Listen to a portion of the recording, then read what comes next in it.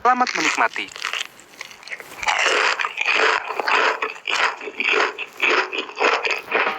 Halo guys, kenali nama gue Lina. Gue adalah mahasiswi asal Yogyakarta yang saat ini sedang magang di salah satu perusahaan ternama di Jakarta. Yap, saat ini gue sedang merantau jadi anak ibu kota. Gue magang di Jakarta kurang lebih udah 6 bulan. Dan sekarang gue masih 1 minggu pertama di sini. Ya, so far so good sih. Belum ada sesuatu yang gimana-gimana gitu di sini. Semuanya masih sangat aman, tentram, dan damai. Di tempat magang gue tuh orang-orangnya baik banget. Gue sampai kaget. Ternyata orang Jakarta pada baik-baik ya. Apakah ini ilusi Genjutsu Uchiha Itachi? Oh, tentu saja tidak. Semuanya real. Kebaikan mereka tuh terasa banget sampai hati gue suka ngerasa nyes sendiri. By the way, mereka sering banget bantu gue kalau ada pekerjaan yang gak gue tahu. Mereka suka banget beliin gue makanan kalau gue harus lembur. Ya kali deh lembur gak ada asupannya. Mereka juga suka ajak gue makan siang bareng di kafe depan kantor. Pokoknya mereka tuh senior-senior yang baik banget. By the way, ngomongin senior-senior gue di kantor, ada satu nih kakak pembimbing gue yang baiknya kok agak beda ya. Dan kayak lebih intens ngasih perhatian ke gue gitu. Namanya Kak Rafli. Dia kakak pembimbing gue yang super duper baik banget. Pokoknya gak ada duanya. Apalagi si kok bagi duo.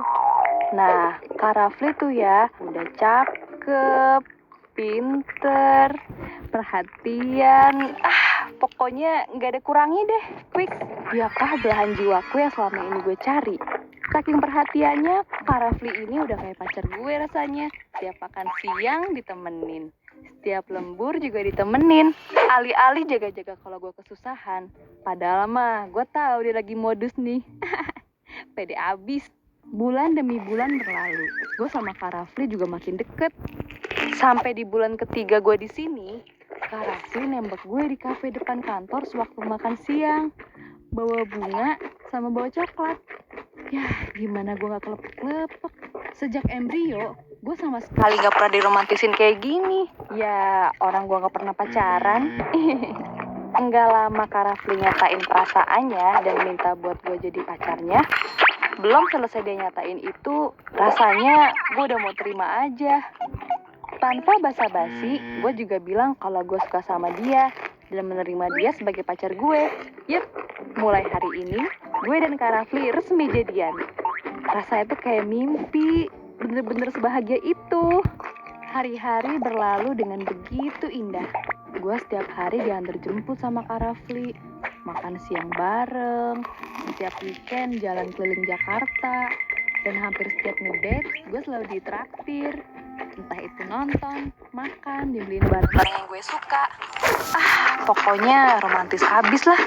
Dan yang paling mengejutkan lagi, sepulang kerja dia tuh masih suka ngasih gue hadiah random gitu. Padahal gue sama sekali lagi gak ulang tahun. Tau gak sih, dia ngasih gue iPhone 12. Gila ya, bener-bener gue tuh gak bisa berkata-kata lagi. Katanya dia sengaja beliin iPhone karena dia tahu gue suka selfie dan memori HP gue suka penuh gara-gara memorinya gak cukup. Tahu-tahu anak aja nih Kak Rafli kalau HP gue speknya kentang.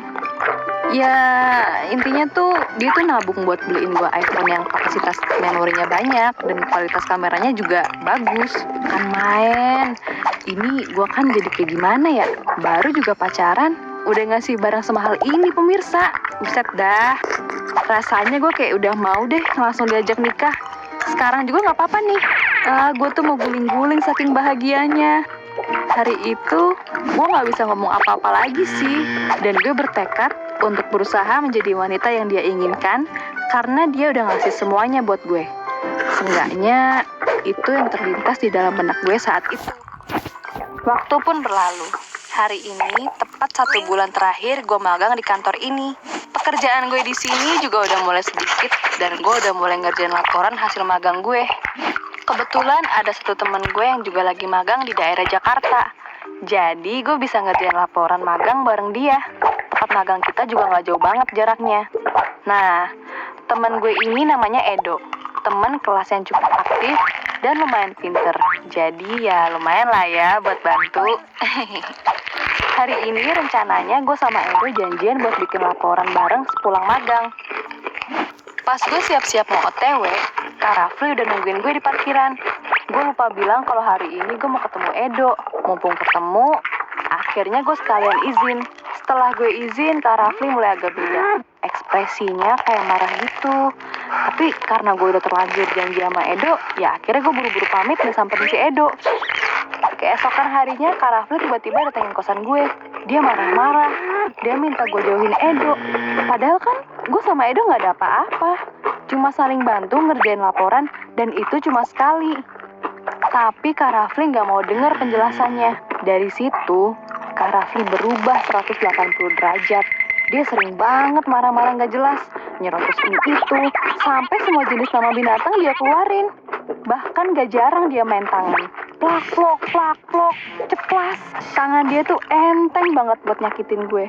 Jujur, gue gak kuat banget sama perubahan sifat dia. Ternyata orang yang gue pikir terbaik buat hidup gue sendiri justru orang yang bakal jadi mimpi buruk buat hidup gue. Akhirnya gue minta putus. Tapi dia gak mau diputusin. Sampai dia ngacem-ngacem gue yang enggak. Nih orang bener-bener gak waras. Gak pernah gue takut ini sama cowok. Bener-bener udah gak kuat dan akhirnya gue stres banget. Sampai akhirnya gue coba share di Twitter tentang pengalaman percintaan dia lewat thread yang gue bikin. Dan tanpa disangka, ternyata threadnya trending. Dan gue dapat banyak support dari orang-orang yang bahkan ada yang nawarin gue konsul gratis di psikolog dan psikiater. Sialnya, Kak Rafli tahu apa yang gue lakuin. Dia langsung ke kosan gue dan nampar gue sambil teriak kayak orang kesurupan. Dia lempar semua barang yang ada di kosan gue. Sampai-sampai dada gue sesek banget. Mau nangis, gak bisa. Mau teriak, gak ada tenaga. Dia coba tarik-tarik tangan gue. Terus gue refleks lempar iPhone yang dikasih dia. Gue lempar semua pemberian dari dia. Boneka, baju, termasuk iPhone itu. Tetangga kosan gue pada datang nyamperin. Sampai-sampai ibu kos datang teriak-teriak juga sambil nunjuk depan Kak Rafli. Heh, apaan ya ribut-ribut? Pergi sono lo, jangan ribut di sini. Dia langsung cabut. Mungkin suasana kosan yang rame bikin dia jadi malu. Setelah dia pergi, baru deh gue baru bisa nangis sampai lemes jadi-jadinya. Seminggu setelah kejadian ini, gue baru ngeberaniin diri buat ke kantor lagi. Untuk ngurus laporan gue dan sekalian pamit. Semua senior di sana gak ada yang tahu tentang kejadian ini. Jadi gue mutusin buat buru-buru pamitan. Waktu gue jalan keluar, gue ngeliat Kak Rafli dari arah lobi. Refleks, gue langsung keluar cari jalan lain biar gak ketemu sama si brengsek itu. Akhirnya gue balik ke Jakarta bareng sama si Edo plus kondisi mental gue yang masih hancur lebur. Gue coba berobat dan gue coba konsultasi sama psikiater dulu dengan semua hal yang udah gue lakuin. Rasanya sakit banget. Membekas banget apa yang udah dia lakuin ke gue bener-bener buat gue trauma. Perlahan tapi pasti kondisi gue mulai membaik. Di saat masa-masa ngerjain tugas akhir, gue dapat pengganti yang jauh lebih baik, care, dan pastinya gak main tangan ke pasangannya. Semenjak itu gue tahu gue harus berhati-hati mengenai pasangan lawan jenis. Walaupun cowok gue yang sekarang ini kurang romantis, setidaknya hubungan kami jauh lebih sehat.